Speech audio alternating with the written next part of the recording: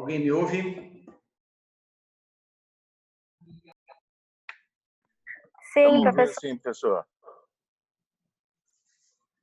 Bem, são 16 horas, a gente vai começar a falar para vocês a respeito de uma patologia, que é uma patologia... Arão. Oi.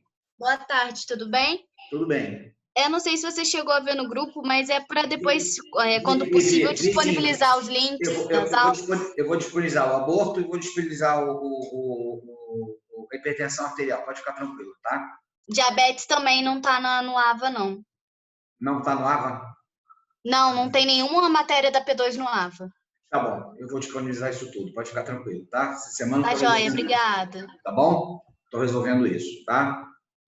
Bem, pessoal, então a gente vai dar início à nossa aula de hoje. E eu vou começar aqui a mostrar para vocês um pequeno caso clínico. Então, falar sobre hemorragia de primeiro trimestre da gravidez. Então, vamos lá. Uma paciente procura atendimento em maternidade com sangramento vaginal. Relata atraso menstrual de 8 semanas e realizou teste de farmácia positivo. Então, ela fez um teste na farmácia que deu positivo. Qual é o diagnóstico? Tá? Então, o diagnóstico ele tem que ser feito através de uma boa anamnese, de um exame físico, de dosagem de beta-HCG quantitativa e dosagem de imagem, exame de imagem, tá? Então, quando vocês forem estudar hemorragia de primeiro trimestre, são 3 hemorragias: abortamento, doença trofoblástica gestacional e prenese ectópica.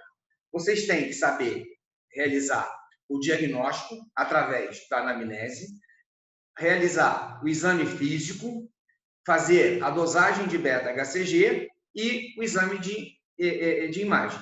E com isso, vocês vão fechar o diagnóstico e traçar a conduta para esse paciente. Tá? É assim que vocês vão estudar.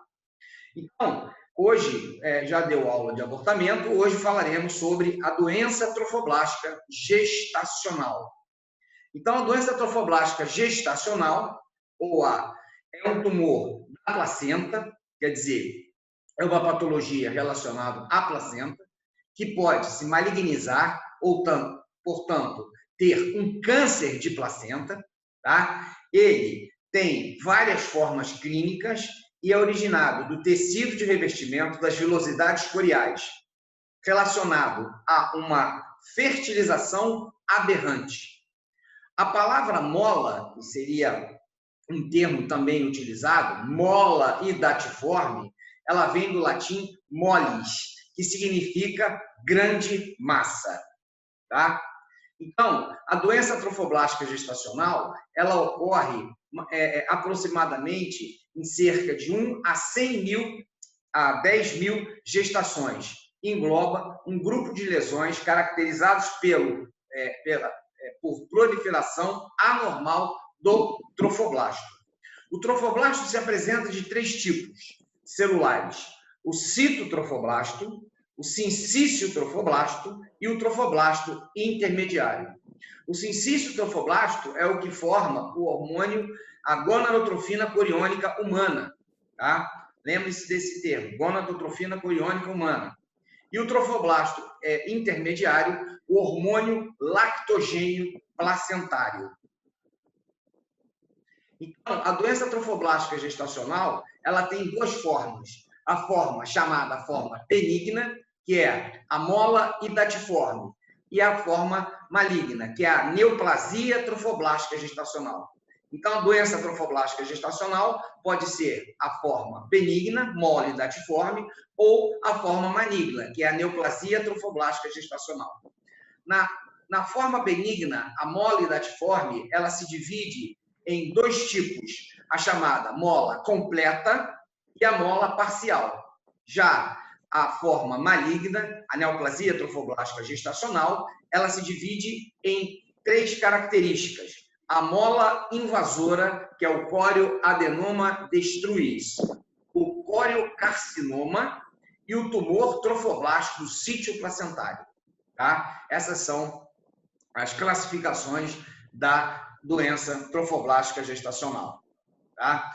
Então, quando a gente fala da doença trofoblástica gestacional, uma gestação normal, ela pode ter a possibilidade de virar um coriocarcinoma. Um abortamento tem também a possibilidade de virar um coriocarcinoma.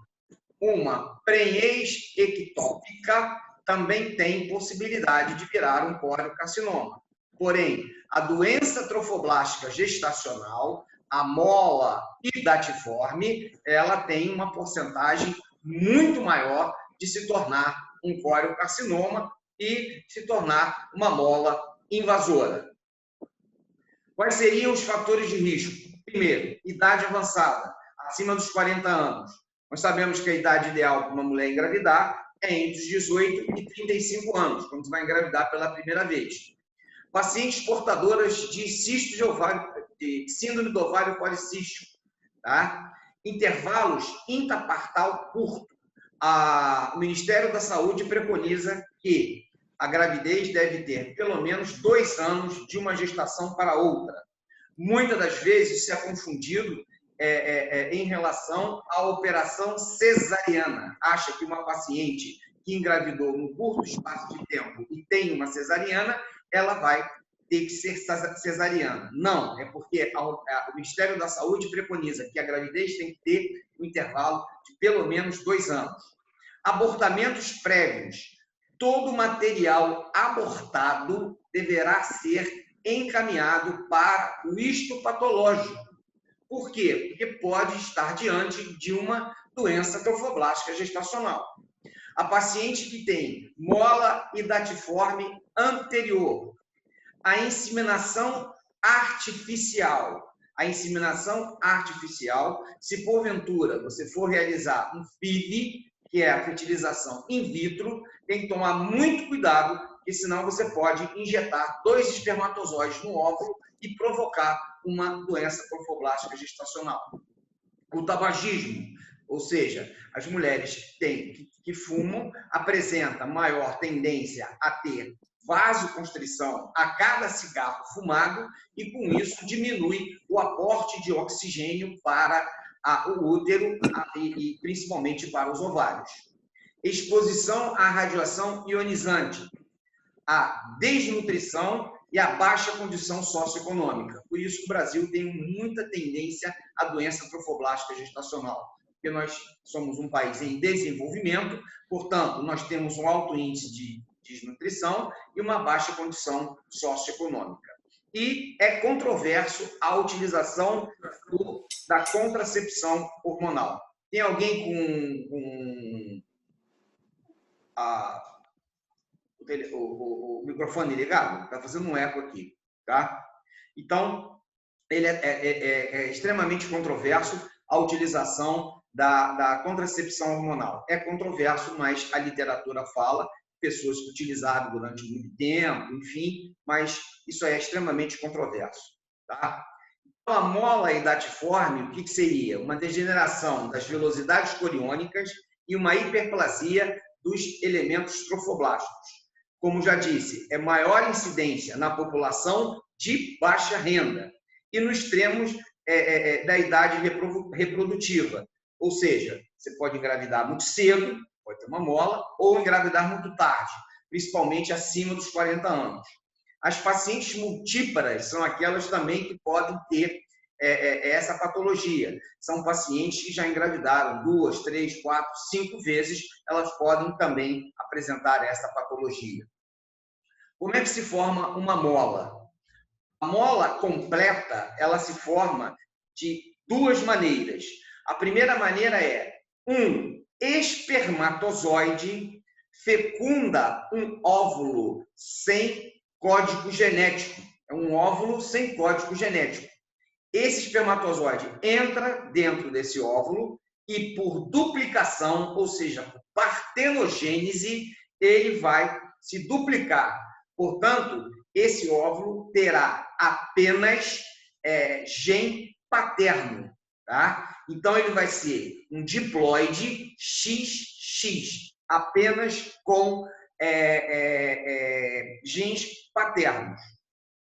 Pode ser também que haja a chamada dispermia. O que vem a ser a dispermia? É quando dois espermatozoides fecundam um óvulo vazio, tá? Então, ele também terá genes apenas paternos e ele vai ser um diploide XX ou XY, tá? E aí é em torno de 10%.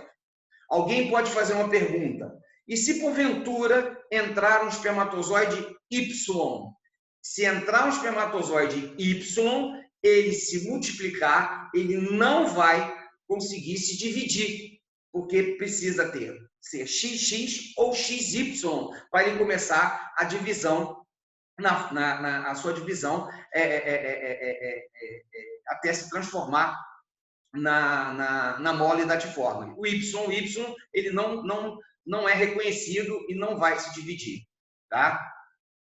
Então, a mola completa, normalmente, a mola completa, ela se caracteriza por quê? Se caracteriza por eliminação de grande quantidade de vesícula, tipo cacho de uva, ausência de feto e ausência de âmino, e decorre da degeneração hidrópica de todas as vilosidades coriais devido à perda da sua vascularização vilosa. Então, ela é basicamente a ausência de feto, ausência de âmino, apenas o sincício trofoblástico que vai se desenvolver, tá? Isso aqui é uma imagem de uma mola completa. Vocês podem observar, é uma imagem de uma mola completa. Aqui também é uma imagem de uma mola completa, ela toda revestida de sangue, que ela sangra, é um sangramento de primeiro trimestre, tá? Embaixo nós temos aqui uma mola completa também, essa mola completa após um lavado. Você lava a mola, tá? E ela fica com essa característica aqui, essa característica de cachinhos de uva, tá? Então é uma mola completa. Também uma mola completa após ser lavada, a gente lava numa peneira e depois fotografa e depois manda para o histopatológico. Então, isso é uma mola completa, tá? Aqui é uma mola completa através da histologia. Então, a histologia é que nos dará o diagnóstico final, se ela é uma mola completa ou uma mola parcial. Porque com o advento da ultrassonografia realizada no primeiro trimestre da gravidez, o que vai acontecer? Você vai fazer diagnósticos muito precoces. Fazendo diagnóstico precoce, fazendo a retirada da mola, o esvaziamento uterino, você não sabe se é uma mola completa ou uma mola parcial. Portanto, o exame histológico será fundamental para o fechamento do diagnóstico. A mola parcial, como é que ela se forma? Ela se forma por dispermia. Dois espermatozoides fecundam um óvulo com código genético.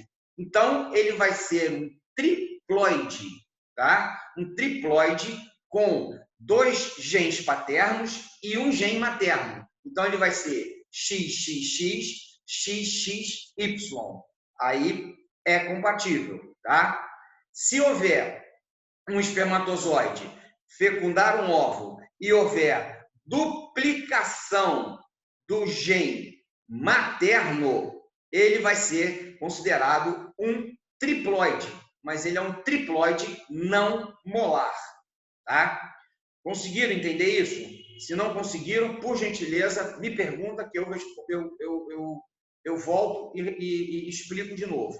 Aqui na mola parcial, por que eu falei da infertilização in vitro? Isso eu vi um caso no Centro de Doença Trofoblástica Gestacional da Santa Casa, cujo qual eu participei basicamente desde o meu 2º ano de medicina até a morte do professor Rezende. Depois eu saí da Santa Casa, fui lotado na maternidade Carmela Dutra e um paciente, ela fez fertilização in vitro, tá? Um FIV, e no momento em que foi injetado o espermatozoide no óvulo, a cânula estava contaminada com outro espermatozoide. E aí ela teve uma mola parcial.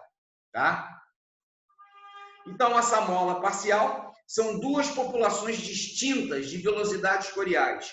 Uma normal e a outra com degeneração hidrópica, tá?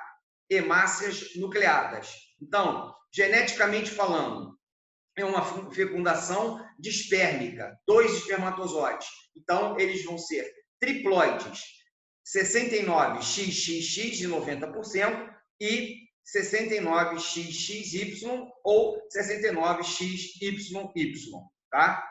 E a sua magnetização é em torno de 5 a 10%. Porém, a mola completa é a que mais tem tendência a se malignizar. Por quê? Porque vai implantar no útero um óvulo onde só tem gene paterno. Tendo gene paterno, ele é altamente invasor. Tá? Então, a possibilidade de você ter um coradenoma destrus ou um coriocarcinoma é muito maior na mola completa.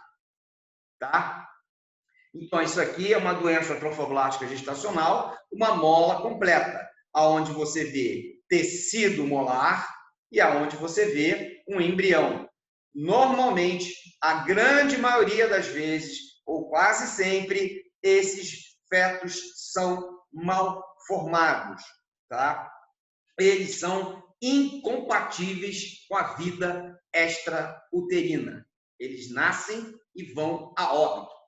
Não chegam quase nunca próximo para desenvolver o pulmão. Não chega quase nunca. Eles sempre vão ter um processo hemorrágico ou um trabalho de parto ou um abortamento e vai expulsar esse feto. Tá? Aqui é uma mola parcial e aqui nós podemos observar, nós temos uns gêmeos acoplados. Tá? Uma mola parcial com gêmeos acoplados. Isso aí é uma foto muito interessante que foi cedida pelo professor Antônio Braga. Tá? Como é que nós vamos fazer o diagnóstico? O diagnóstico é, número 1, atraso menstrual. A mola é gravidez? É. O óvulo implanta. Se o óvulo implanta, libera beta-HCG, portanto, é gravidez. As pacientes que têm doença trofoblástica gestacional, elas têm maior tendência a ter sintomatologia. Quais seriam as sintomatologias mais importantes? Náuseas, vômitos incoercíveis e cialorreia. A hemorragia é indolor. Já a hemorragia do abortamento, o paciente sente cólica. A hemorragia dela é indolor. É um sangramento vermelho vivo. E a eliminação de vesículas. Se houver eliminação de vesículas, você já fecha o diagnóstico. É mola parcial ou é mola completa? Não sei. O histopatológico é que vai nos dizer. O sangramento é muito parecido com o sangramento da placenta prévia, que vai ser uma aula também dada aqui no nosso curso. Porque ela vai sangrar e para. Sangrar de novo. E quando ela sangrar de novo, o sangramento é maior. Tá? Ela vai para. Depois, quando sangra de novo, o sangramento é muito maior. E com isso, vai levando o quê? Vai levando a perda sanguínea, que leva à anemia ao paciente. Tá? Então, nas suas manifestações clínicas, que são manifestações essas extremamente importantes. Então, são um quadro clássico.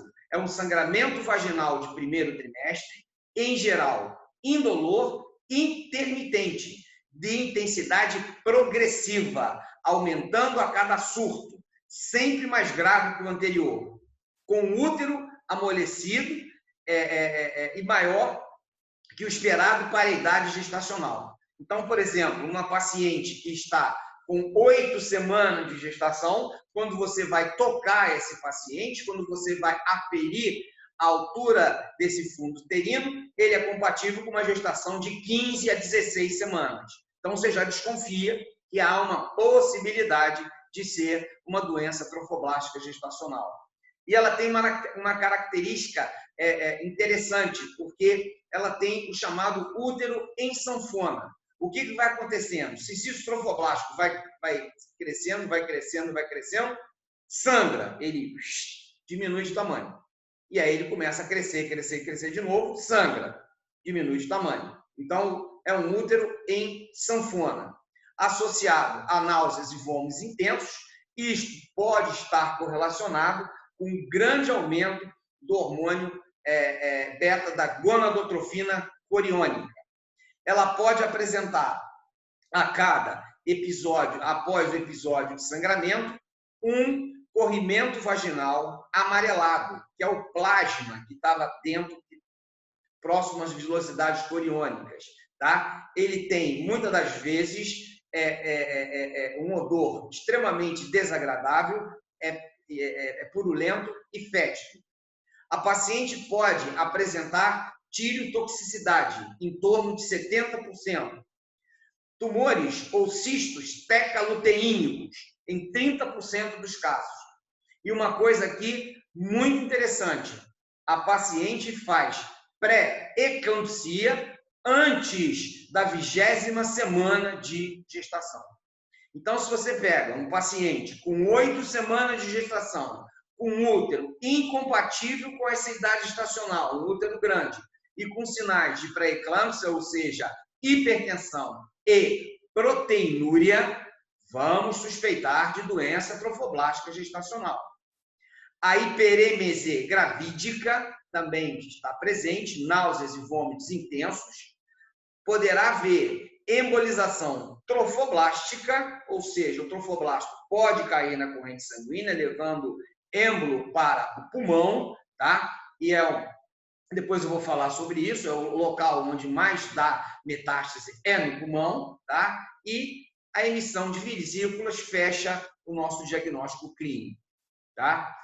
Durante o exame físico, o que você vai observar? Então, você vai palpar o útero, estará grande para a idade gestacional.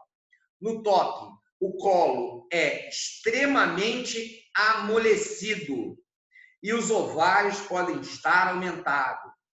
Isso, muitas das vezes, é diagnóstico diferencial de prenhese ectópica, tá? Você toca, por exemplo, o paciente teve uma hemorragia, expulsou quase toda a mola, o útero diminui. Você toca, você vê um anexo aumentado. Pede um beta-HCG, beta-HCG esse, muitas das vezes, não quantitativo, mas qualitativo, ou seja, está positivo, tá? E aí você pode confundir com prenhese ectópica, né? Pode confundir com prenhese ectópica. Tem que tomar muito cuidado com isso. Portanto, a anamnese, o exame físico e a dosagem quantitativa do hormônio beta-HCG é fundamental para fechar esse diagnóstico, se porventura você não tiver um ultrassom. Hoje, com o advento da ultrassonografia, é muito tranquilo. Passa o ultrassom, olha lá, e é bem característico, a mola tem uma característica peculiar, tá? E você pode fechar o diagnóstico dessa forma. Então, os exames complementares, a ultrassonografia, então você vai observar múltiplas vesículas anecoide e os cistos tecaluteínicos em torno de 40%. O Doppler colorido, quando você joga o Doppler colorido, essas vesículas são anecoicas, então elas são avasculares, você não vai ver sangue dentro dessa cavidade uterina, tá? Não há vaso dentro dessa cavidade uterina. E a dosagem de beta-HCG estará extremamente elevada. Dosagem de beta-HCG extremamente elevada. A FIGO, que é a Federação Internacional de Ginecologia e Obstetrícia, preconiza a realização de exames relacionados à mola e datiforme. Obviamente, uma boa anamnese, um bom exame físico, ultrassonografia com Doppler, com o objetivo de quê? Para saber se está havendo invasão do endométrio desse paciente, tomografia computadorizada e ressonância magnética, se o ultrassom for inconclusivo, dosagem de beta-HCG, exame clínico neurológico, porque pode dar metástase cerebral, fundoscopia, verificação da pressão arterial, radiografia dos campos pleuropulmonares, ou seja, radiografia de tórax, hemograma completo para rastreio de anemia, ureia e creatinina para ver função renal, função hepática, T4 livre, TSH, devido à tireotoxicidade, você tem que realizar esses exames também. Tá? Então, na doença trofoblástica gestacional, nós podemos observar aqui, através da ultrassonografia, que são os tumores chamados tumores tecaluteínicos, tá? Eles são geralmente bilateral e um grande volume. Então, um grande volume. Isso aqui é um tumor tecaluteínico, tá? Após a retirada do útero, uma esterectomia. Esterectomias essas que eu participava muito, basicamente todas as quartas-feiras eu realizava esterectomias em pacientes portadoras de doença trofoblástica gestacional e já tinha a prole definida, tá? O professor Paulo Belfort indicava as cirurgias e eu realizava. Esse útero aí é da coleção da 33ª Enfermaria, mas quem fez o procedimento fui eu. Então, o que acontecia? Você opera o paciente, tá? Mas, muitas das vezes, a paciente depois apresenta metástase à distância. Então, a grande pergunta que a gente faz, a partir do momento que a gente esvazia o útero, que ela tem a prole definida, você vai tirar o útero dessa paciente. Será que nós não deveríamos fazer uma quimioterapia pré-operatória para tentar destruir o tecido trofoblástico que poderia cair na corrente sanguínea? Essa é uma pergunta que a gente pode se fazer, tá? Aqui é um tumor tecaluteínico, um tumor extremamente grande. Infelizmente, quem desconhece a doença não sabe que esses tumores eles são benignos, que a partir do momento em que você tira a mole datiforme, que o hormônio beta-HCG ele cai, esse ovário volta à sua normalidade, tá? Eu me lembro de um caso que nós pegamos lá na maternidade, que deixou até muito triste. A paciente foi à emergência com dor abdominal, tá? Essa dor abdominal, ela não realizou ultrassonografia, realizou um raio-x de tórax, tá? E nesse raio-x de tórax observou uma massa anexial. O cirurgião fez uma incisão mediana, viu esses dois tumores tecaluteínicos, tá? Bilateral, e pura e simplesmente o que ele fez? Ele arrancou os dois ovários da paciente e deixou o útero com a doença trofoblástica gestacional dentro da cavidade uterina, tá? Ele castrou a paciente, tá? E deixou a doença. Então, é muito importante o médico que vai fazer a cirurgia, que vai ser um cirurgião geral, ter a noção de que isso é uma doença benigna, que isso está correlacionado com o aumento do beta-HCG. A partir do momento em que você tira a mole datiforme, o beta-HCG tende a cair, e quando ele tende a cair, esses cistos eles vão diminuir e vão voltar o ovário à normalidade, tá? Isso é um exame de ultrassonografia, e no exame de ultrassonografia vocês vão ver imagens hipoecóicas e anecoicas, tá? Cheio de janelinhas aqui, parece... Aí alguém descreve como queijo suíço, tufo de algodão ou floco de neve. E quando você joga o Doppler, vocês vão observar que não fica vermelho. Por quê? Porque não há vascularização. E aí você fecha o diagnóstico de mola completa, tá? Aqui é uma mola parcial. Se é uma mola parcial, o que vai acontecer? Ela tem uma mola aqui, e aqui ela tem um saco gestacional e um feto. Quando você joga o Doppler, vai estar vascularizado. Por que vai estar vascularizado? Porque tem um saco gestacional aqui, uma mola aqui e aqui um saco gestacional. Isto é uma mola parcial, tá?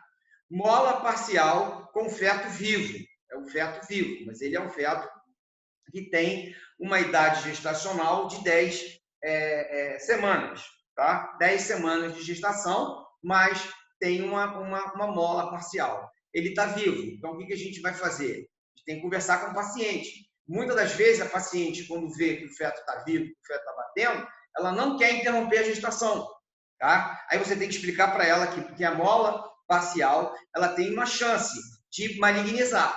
Se o paciente ele tem a sua autonomia, ele fala, não, eu vou esperar. Eu já vi muitas pessoas esperarem, obviamente, o feto nasce mal formado e é incompatível com a vida extrauterina, tá? Aqui é Professor? Pois não. Estou com uma dúvida. Pode falar. Não sei se eu entendi a questão da mola e da tiforme. O senhor disse que retira a mola, aí a dosagem de beta-HCG cai e os cistos somem. É isso? A dosagem de beta-HCG cai e esses cistos tecaluteínicos, eles somem, voltam ao normal. O ovário volta à normalidade, tá?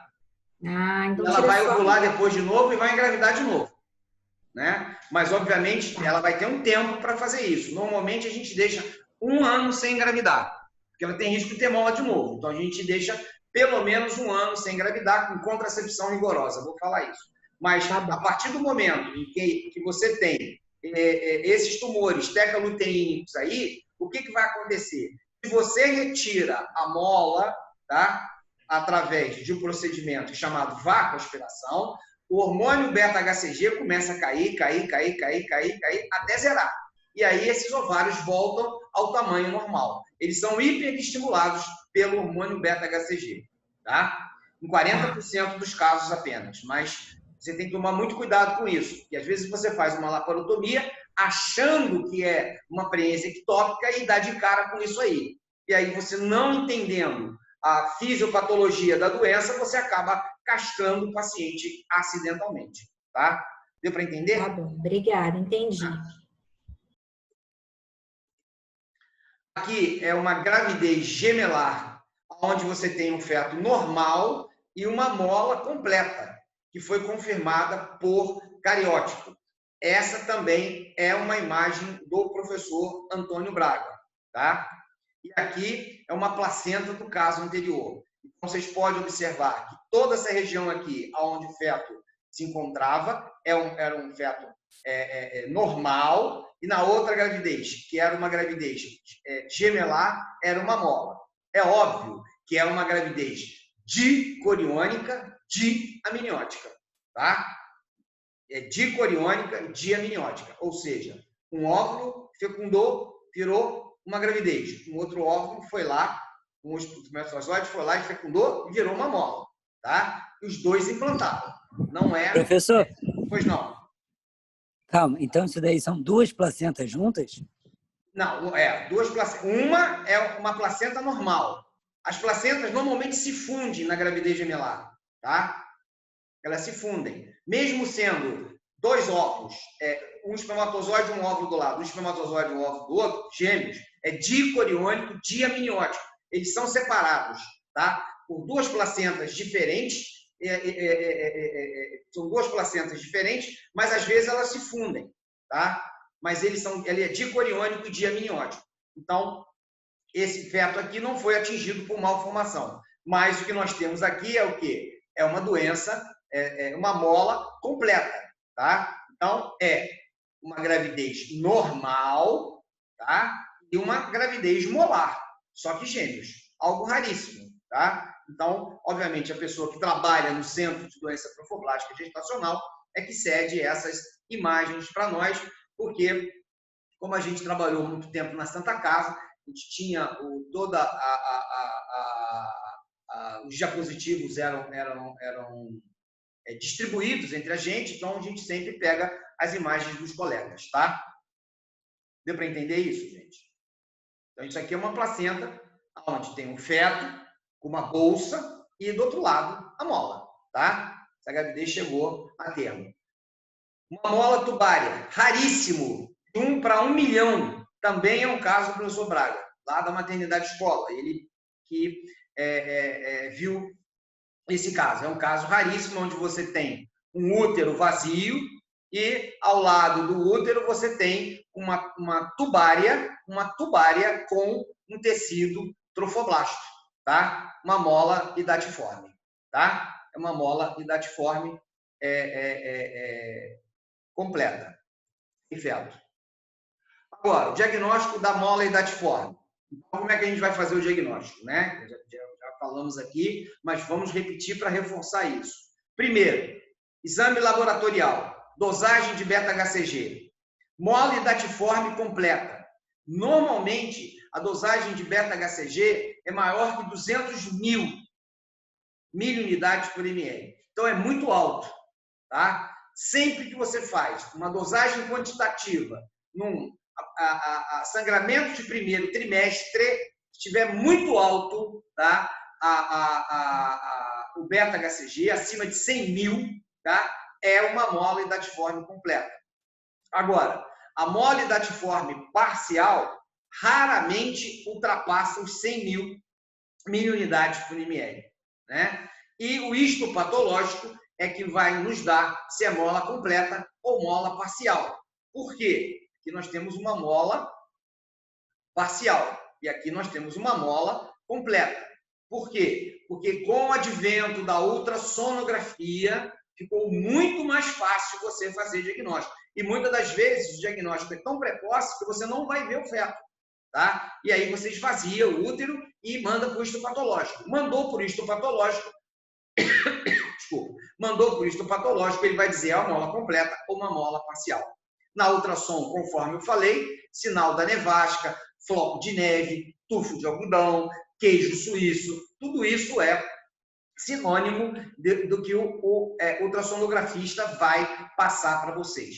Uma coisa muito importante, o ultrassonografista ele não pode fazer diagnóstico, ele não faz diagnóstico, tá? Porque se ele fizer diagnóstico, ele está errado, o diagnóstico é histopatológico. Então, o que acontece? Eu tive um caso interessante que deu o que falar. Por quê? Uma paciente chegou, ela me trouxe um exame de ultrassonografia, isso numa clínica privada, tá? Onde eu era o chefe da maternidade, ela me trouxe uma ultrassonografia, aonde eu olhei a ultrassonografia, eu observei que tinha um feto morto, tá? E uma placenta normal, totalmente normal. A placenta era normal, tá? Não tinha mola hidatiforme. E aí eu cheguei para a paciente e disse, aqui nesse hospital é particular, você vai ter que pagar para o médico, o anestesista, e vai ter que pagar para o hospital a internação, tá? Expliquei para ela. Ela falou, aqui é muito caro, tal, não sei o quê, eu vou procurar um outro médico. Eu falei, tudo bem, não tem problema nenhum. Ela foi procurar outro médico, ele fez uma curetagem uterina, após terminar a curetagem uterina, deu alta para o paciente, e essa paciente retorna para mim com essa imagem aqui, tá? Com essa imagem.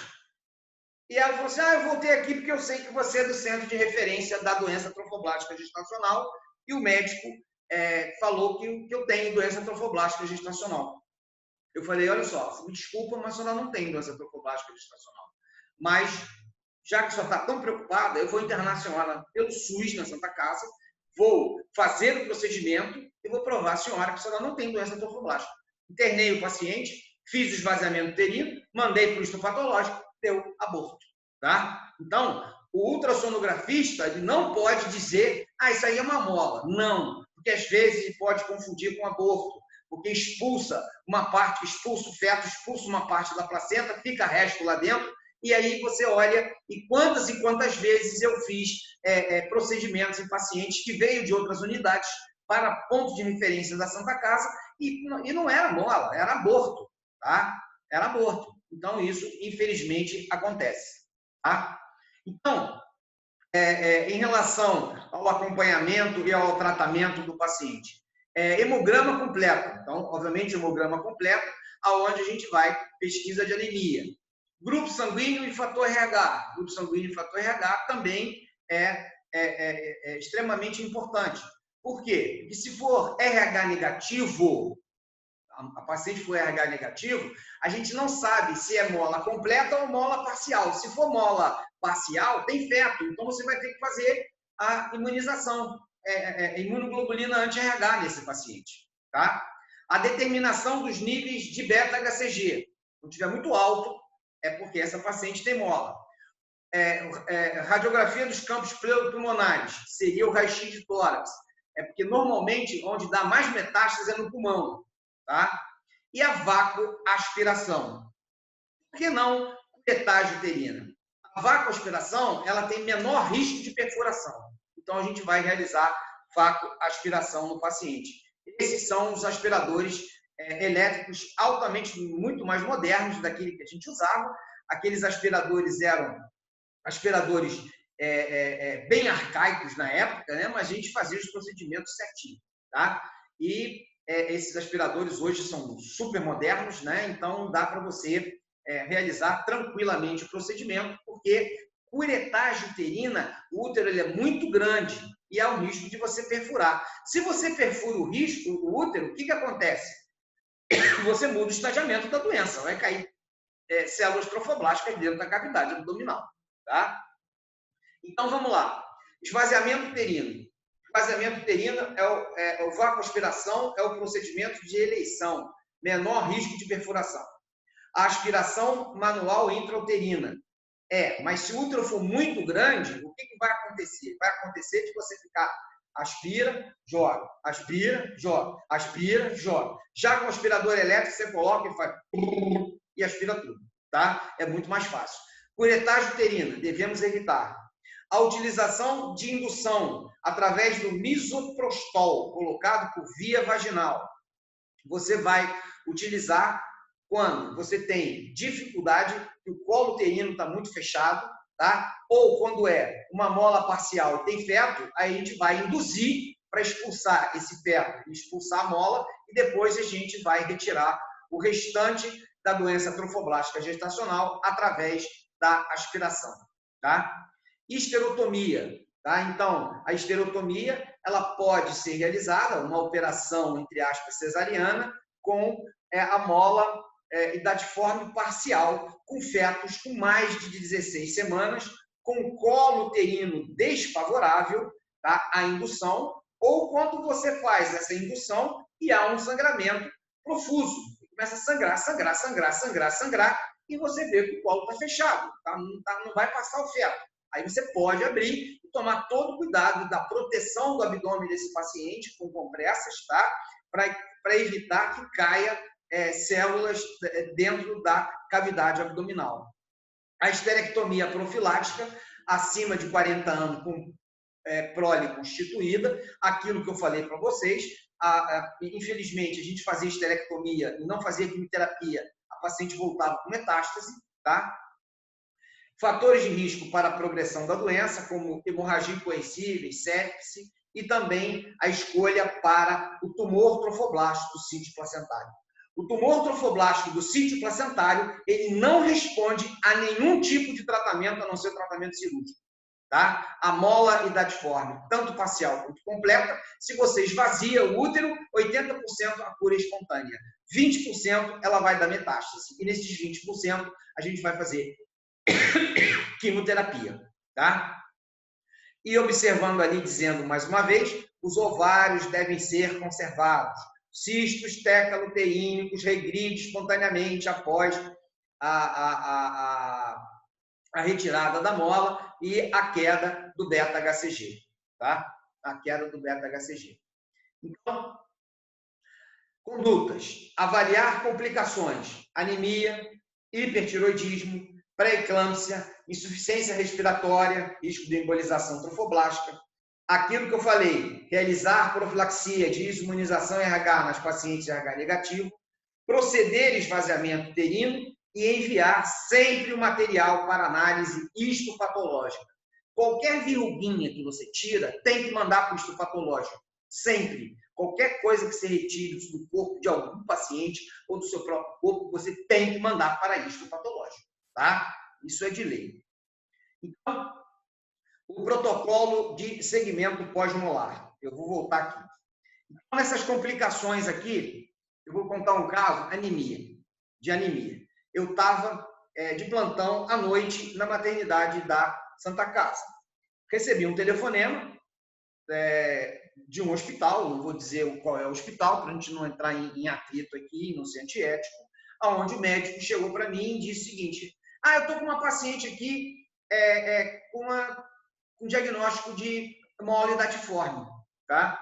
Completa. Ela acabou de chegar aqui, está clinicamente bem, e eu queria mandar para ele que é o centro de referência.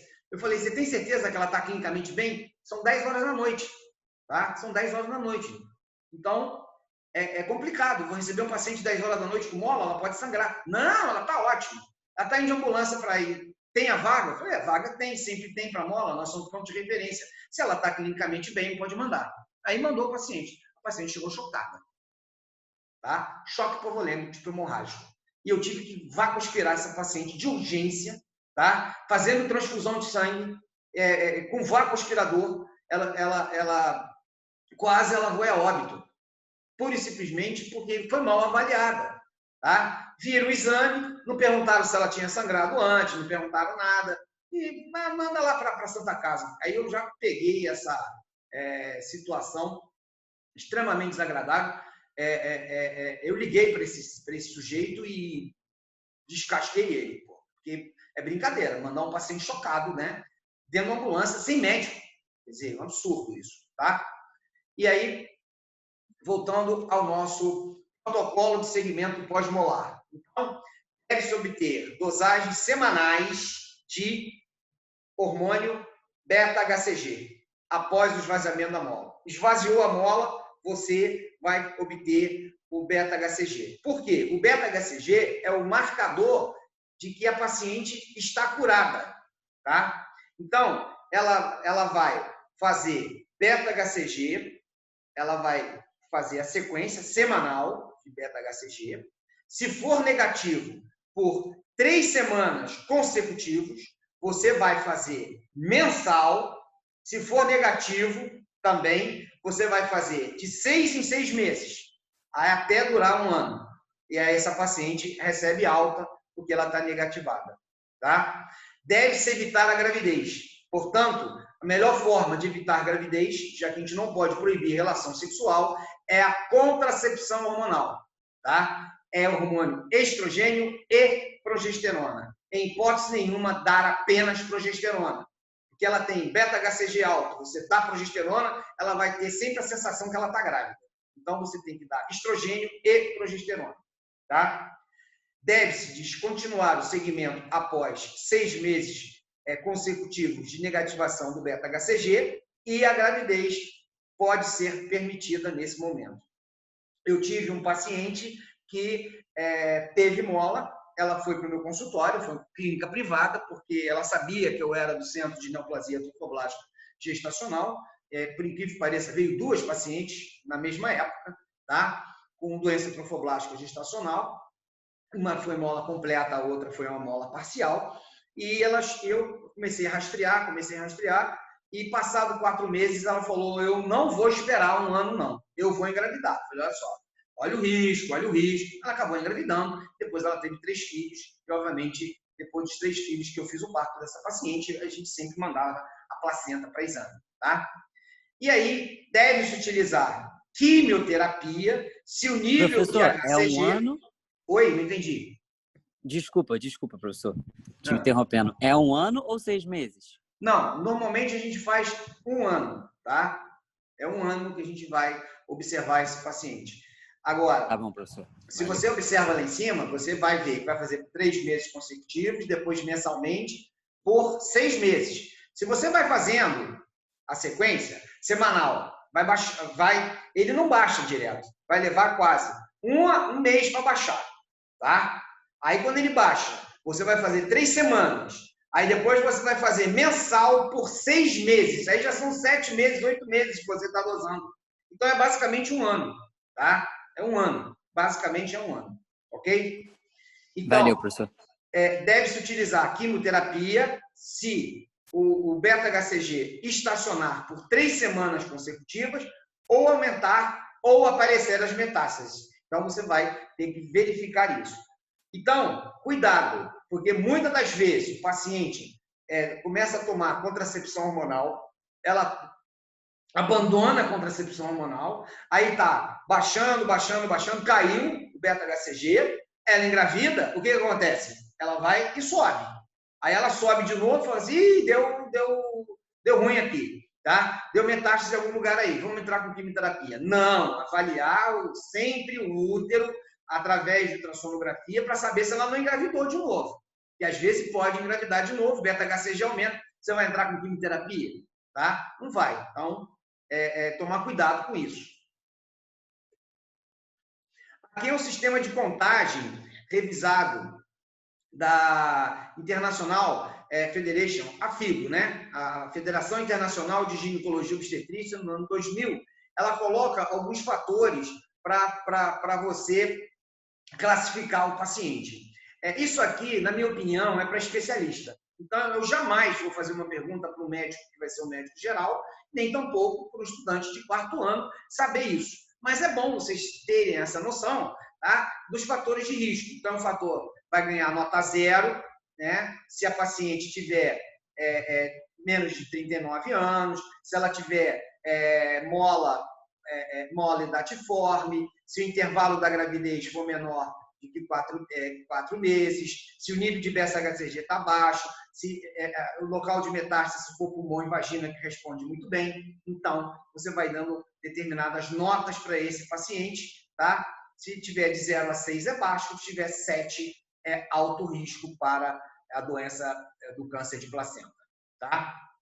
Então, o esquema de conduta é basicamente esse. Então, doença trofoblástica gestacional, mole datiforme completa e parcial, você vai fazer o quê? Vai fazer a vacoaspiração, tá?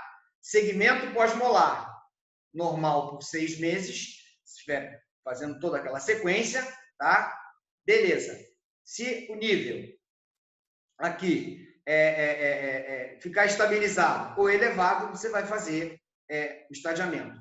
Se for a mola invasora ou um coriocarcinoma, aí sim você vai estadiar pela FIGO. Baixo risco, você vai usar o quê? Metotrexate com agente único, tá? Com agente de resgate, ácido folínico. Metotrexate com ácido folínico. Se ela for de alto risco, aí você vai fazer o quê? Um esquema chamado EMA-POU. São vários quimioterápicos que você vai utilizar nesse paciente. Então, a partir do momento em que você vai utilizar quimioterapia, você tem que ter um lugar apropriado para isso. Então, isso é para o especialista. Agora, se ela tiver um tumor trofoblástico do sítio placentário, o procedimento é cirúrgico, tá? E aí, quem vai estar aumentado no tumor trofoblástico do sítio placentário? O beta-HCG, ele não cai, ele fica mantendo baixíssimos níveis. Aí você faz quimioterapia, não responde, fica lá em 1000, 900, 800 e não baixa de jeito nenhum. Aí você vai suspeitar de tumor trofoblástico do sítio placentário e, infelizmente, o único procedimento que você tem que fazer, que você tem que realizar é esterectomia, tá? Eu realizei uma esterectomia no paciente com tumor trofoblástico do sítio placentário. Eu vi apenas 2 casos em 38 anos. É óbvio que eu já saí do centro de referência de neoplasia trofoblástica gestacional há bastante tempo. Mas eu vi apenas 2 casos e um caso fui eu que operei esse paciente. Ela pediu se pudesse deixar pelo menos um ovário ou os 2 ovários. Eu mantive os 2 ovários dessa paciente, apesar dela ter tomado muita quimioterapia, né? Não sei até que ponto isso influenciou, mas ela queria, no futuro, estimular esse ovário, tirar o óvulo, tá? Fecundar com o espermatozoide do marido e a irmã dela se propunha a fazer barriga de aluguel, tá? Não de aluguel, mas sim barriga de irmã. Então, aquele controle pós-molar que a gente vai ter que realizar, acompanhamento clínico, tá? Examinar o paciente, medir pressão arterial, tá? Olhar a paciente como um todo, tá? Exame da mama, exame de abdômen, passar espéculo, olhar o canal vaginal, olhar o colo uterino, fazer toque para ver se o útero está diminuindo ou não, acompanhamento ultrassonográfico, que é a monitorização e evolução uterina dos cistos tecaloteínicos, se porventura ocorre, Também, ultrassom com Doppler para diagnóstico de invasão miometrial pela mola invasora pelo coriocarcinoma. Raio-X de tórax, ela vai fazer raio-X de tórax mensal. Ela faz raio-X de tórax mensal, tanto para risco de embolização pela mola datiforme, como metástase. Então, ela pode fazer metástase, e aí a gente vai, pura e simplesmente, fazer o raio-X de tórax mensal. Contracepção combinado, tá? DIU está totalmente contraindicado, porque pode ter algum tecido trofoblástico, você coloca um DIU, mas pode esse DIU empurrar esse tecido trofoblástico para dentro da cavidade endometrial e invadir o miométrio, tá? E ela terá risco de ter mola 10 vezes maior de uma população que nunca teve mola. Então, o risco de uma mola é 10 vezes maior nesses pacientes, tá? Então, aqui mostrando, basicamente, um resumo de tudo aquilo que eu falei, da mola completa e da mola parcial. Então, feto, no cariótipo, 46XX mais comum, tá? E na mola parcial, 69XXY é mais comum, né? No feto, ausente, o outro presente. Âmino ausente, o outro presente. Edema viloso, difuso, o outro variável focal. Proliferação tromfoblástica, variável, de leve a severa, tá? Variável focal, leve a moderada. Diagnóstico, gestação molar, semelhante ao abortamento, mola parcial. Eliminação de vesículas, sim, na outra não. Fundo uterino, aumentado para a idade estacional, o outro pequeno para a idade estacional. Cisto teca-luteíno, em torno de 30%. Na mola parcial é raro. Complicações frequentes, na mola parcial é raro. Doença pós-molar, 20% dos casos, na outra pode chegar de 5% a 10%. Desenvolvimento de hipertiroidismo, sim, na mola parcial não. Cisto teca-luteíno, mais comum em 50% dos casos, no outro raro, tá? Níveis de beta-HCG muito elevados, no outro geralmente normais ou levemente aumentados, tá? E a ultrassonografia, ecos amorfos intrauterino, floco de neve, ecos dispersos placentários, cistos placentários e fetos, tá? Progressão para neoplasia trofoblástica gestacional, ou seja, a doença do câncer de placenta, chega a 30% no um e no máximo 10% no outro, tá? Então, aqui mostrando para vocês, né, a neoplasia trofoblástica gestacional, a mola invasora, tá? Então, a mola invasora, ela vem de 70% a 90% dos casos da neoplasia trofoblástica gestacional. E o coriocarcinoma, 30% dos casos vem da neoplasia trofoblástica gestacional também, tá? Tumor trofoblástico do sítio placentário, ele é raro. Quando vai pensar em malignização, aquilo que eu falei para vocês, dosagem de beta-HCG de 3 semanas em platô, elevação dos títulos ou ainda beta-HCG que persiste, mesmo com queda lenta durante 6 meses consecutivos. Às vezes fica caindo bem devagarinho, bem devagarinho, bem devagarinho, você já pensa que há uma possível metástase nesse caso. A mola invasora corresponde a 70% a 90% dos casos da neoplasia trofoblástica gestacional, invade o miométrio e a parede uterina, com potencial de produzir metástase em órgãos à distância, tá? Principalmente pulmão, tá? A manutenção da estrutura vilositária, o que diferencia do coriocarcinoma. Pode sofrer regressão, ao contrário do coriocarcinoma. Praticamente todos os casos são de antecedentes de mola datiforme. Pode se transformar em coriocarcinoma, tá? A mola datiforme completa evolui com malignidade em cerca de 20% dos casos, tá? E a outra em torno de 2% a 4% dos casos. Isso aqui é uma mola invasora. Você pode observar aqui, ó, um útero, tá? E aqui o miométrio invadido por mola. Você joga o Doppler e a mola invadiu. Isso é uma mola invasora, tá? Mola invasora. O útero invadido pela mola. Nesse caso, o paciente retirou o útero porque tinha já a prole definida. Então, a gente retira o útero e, obviamente, tem que fazer uma quimioterapia, tá? Mola invasora, tá? Mostrando aqui no Doppler a mola invadindo, né? Mola invasora. A mola invasora. Qual é o quadro clínico dessa mola invasora? A metrorragia é persistente. Então, ela fica sangrando o tempo todo. Ela não para de sangrar.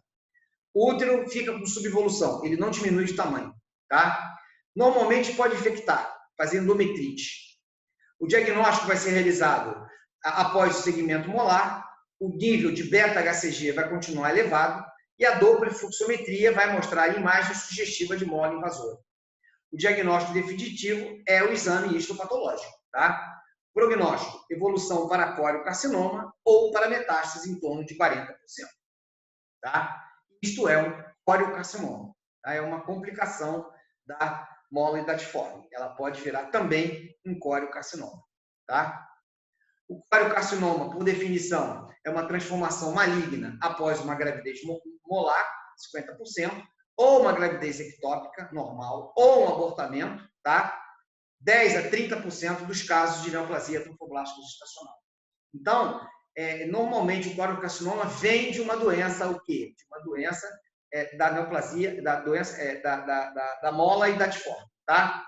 Quando ela vem de uma ectópica, ou ela vem de um abortamento, ou ela vem de uma gravidez normal, tá? Que pode virar coriocarcinoma, ela é extremamente mais prejudicial e muitas das vezes não responde à quimioterapia. Tá? E como vocês podem observar ali naquele quadro que eu falei, o risco 7 para cima, então normalmente o tratamento é com o tratamento de hematoma. Quadro clínico diagnóstico, normalmente a história de gravidez recente, tá? Especialmente tipo molar, útero aumentado com sangramento permanente, tá? Níveis de beta-HCG permanecem sempre positivos, diagnóstico de certeza é histopatológico e os fatores de risco para dar bom prognóstico. Beta-HCG abaixo de 40, sintomas surgidos há menos de 4 anos, tá? Ausência de metástase em sistema nervoso central ou fígado, nenhuma alteração e, se não ser gravidez anterior e a termo, ela é um bom prognóstico, tá? O coriocarcinoma, os locais mais comuns de metástase: pulmão, em 80% dos casos, vagina, pelve e cérebro. Tratamento: quimioterapia e ou radioterapia, quando a metástase é sistema nervoso central e fígado, tá? Prognóstico bom, com altas taxas de cura e normalmente não há necessidade de esterectomia. Então, às vezes, você consegue tratar essas metástases com quimioterapia. Ela responde muito bem a quimioterapia no pulmão. Tá? O pulmão responde muito bem. Então, pulmão e vagina, você consegue tratar. Essa paciente que eu falei, que castraram ela, retiraram os 2 ovários, ela fez uma metástase vaginal e também fez uma metástase pulmonar. Ela fez quimioterapia, respondeu muito bem e curou da doença trofoblástica gestacional, mas infelizmente ela perdeu os ovários. Tá? Então, o tumor trofoblástico do sítio placentário é um tumor muito raro, só vi 2 na minha vida, muito agressivo, que compromete o útero, endométrio e biométrio, composto basicamente por trofoblastos intermediários, produtor de hormônio lactogênio placentário. Desenvolve-se no local de implantação placentária, meses, anos após um abortamento, ou uma gestação molar, ou uma gravidez a termo, na sua grande maioria. Os níveis de beta-HCG costumam ser muito baixos, porém é um aumento do hormônio lactogênio placentário. Tá? O tratamento de escolha é esterectomia mais quimioterapia. Né? Prognóstico. Bom prognóstico se a esterectomia, se você realiza esterectomia, e aí o paciente fica com bom prognóstico. Então, isso é um tumor trofoblástico do sítio placentário. Parece até uma pedra, né? Então, beta-HCG baixo, hormônio lactogênio placentário alto. Tá? E o estadiamento das metástases. Né? Então, estadiamento anatômico da neoplasia trofoblástica gestacional. Então, estadiamento 1, o tumor é confinado ao útero. Estadiamento 2, o tumor estende-se a outras estruturas genitais, como, por exemplo, vagina, ovário, ligamento largo, trompa uterina, por metástase ou extensão. O estadiamento 3 é o pulmonar, que é o mais frequente, tá? Metástase pulmão com ou sem envolvimento do sistema genital, tá? Então, estadiamento 3. E o estadiamento 4, outras metástases à distância, cérebro e fígado, com ou sem desenvolvimento pulmonar, tá? O 4 é o pior. Então, aqui é basicamente isso que eu acabei de falar ali. Então, o estadiamento 1 é um tumor limitado ao útero, tá? Ele é limitado no útero, uma mola invasora. 2 é no canal vaginal, metástase vaginal. O 3 aqui é pulmonar, por incrível que pareça. Essas duas pacientes, elas responderam muito bem à quimioterapia, tá? Com agente único, metotrexate, e aqui é uma metástase cerebral e aqui é uma metástase de fígado. Tá? Que é uma doença trofoblástica gestacional, uma metástase aqui no útero. Tá? Então, é o estadiamento 1. Aqui é um fígado comprometido com metástase de neoplasia trofoblástica gestacional. Aqui é um pulmão totalmente comprometido por neoplasia trofoblástica gestacional. Como eu já disse, respondeu muito bem à quimioterapia. Quando você olha esse pulmão aqui, parece uma tuberculose do tipo miliar. Eu gostava muito de ir para o raio-x para ver a regressão desses tumores quando fazia quimioterapia. Aqui é um TC de pulmão, né? TC de pulmão. Aqui é uma ressonância magnética cerebral, obviamente depois da necrópsia, né? O paciente veio a óbito, não tem jeito, tá? Aqui é o tumor trofoblástico do sítio placentário, que não responde a nenhum tipo de tratamento a não ser a cirurgia, tá? Aqui é um ultrassom de uma mola completa. Aqui é um ultrassom de uma mola parcial. Tá? Estadiamento 4, né? Fígado e cérebro comprometidos. Um PET scan de abdômen, mostrando o fígado totalmente comprometido. Tá? E eram essas minhas considerações que eu tinha para falar isso para vocês hoje. Alguma dúvida? Não, professor. Não tem dúvida não, mas eu queria a aula, por gentileza. Fica tranquilo, eu vou mandar. Tá bom? Depois, coloca pra gente os slides lá no seu canal do YouTube também, das aulas passadas. Não, eu posso botar lá no AVA, fica mais fácil. Pode ser também, melhor. Eu vou botar, pode deixar. Não é preguiça não, é porque... vou parar aqui de gravar aqui, porque... Tá voltando Se eu quiser, aqui. A gente coloca lá no grupo para falar o que tem. Assina, por gentileza, aí a presença, tá? Tá, obrigada. Tá, professor, aqui, assina a presença, tá bom? Professor, esse score de FIGO, tipo, eu não consegui entender direito, na verdade. Olha só, esse score é para especialista. Eu só mostrei por alto. É um score onde você dá uma nota de 0 a 4, dependendo da situação em que o paciente se encontra, tá? Se é um paciente com idade mais avançada, ele tem um score maior. Se o tumor, o coriocarcinoma, veio de uma gravidez, o score é maior. Se o beta-HCG está muito alto, o score é maior, e assim sucessivamente, tá? Então, isso aí é para especialista, para saber qual é o tipo de quimioterapia que você vai fazer. Não é para vocês. Tá? Show de bola, então. Agora, se vocês depois quiserem sentar numa prática, a gente pode falar sobre isso, entrar, conversar sobre isso. Mas eu acho que para especialista não é, para vocês ainda não é importante. Só quando vocês forem obstetras, ginecologistas. Aí vocês têm que saber isso, tá? Ok?